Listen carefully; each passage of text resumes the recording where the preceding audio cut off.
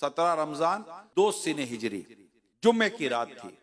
तमाम जो साहबा कराम अलैहिम रिदवान जो भी गज़वा बदर में थे आराम कर रहे थे, सिवाय एक के।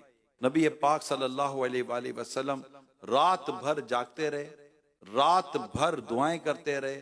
और नबी पाक सल्लल्लाहु अलैहि वसल्लम की दुआ का ये सदका था कि अल्लाह पाक ने इतना करम किया, इतना करम किया। मैं आपको बताऊं, ऐसी सूरत हाल में कि जब दुश्मन सामने खड़ा है, कैसी कैफियत क्या होगी, सामान भी पूरा नहीं है, ऐसे में किसी को नींद आती है?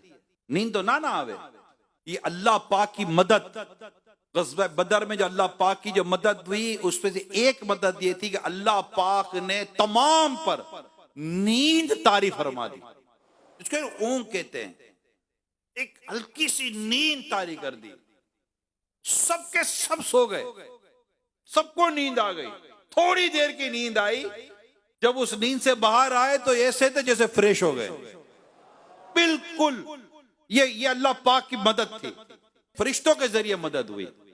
अच्छा, अब दूसरा ये हुआ कि कुफ्फार तो पहले से आ गए थे, इनको बड़ी पक्की और मजबूत जमीन मिल गई थी, कदम जमे हुए थे, चट्टियल जमीन जिसको कहते हैं। और जब सरकार सल्लल्लाहु अलैहि वसल्लम मैदान बदर में पहुंचे तो वहां रेतीली जमीन, पांव धस रहे थे, खड़ा होना मुश्किल हो रहा था। अब क्या हो?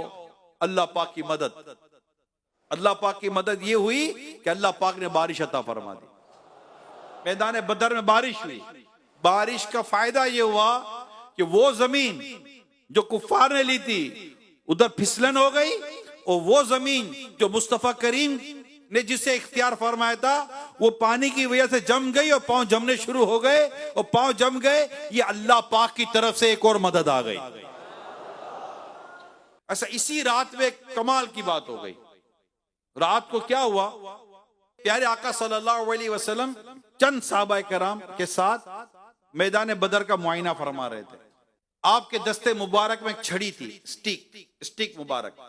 आप उस छड़ी से जमीन पर लकीर बनाते थे और ये फरमाते थे कि फुला बिन फुला काफिर, ये यहां, इसकी ये जगह है, ये यहां मरेगा।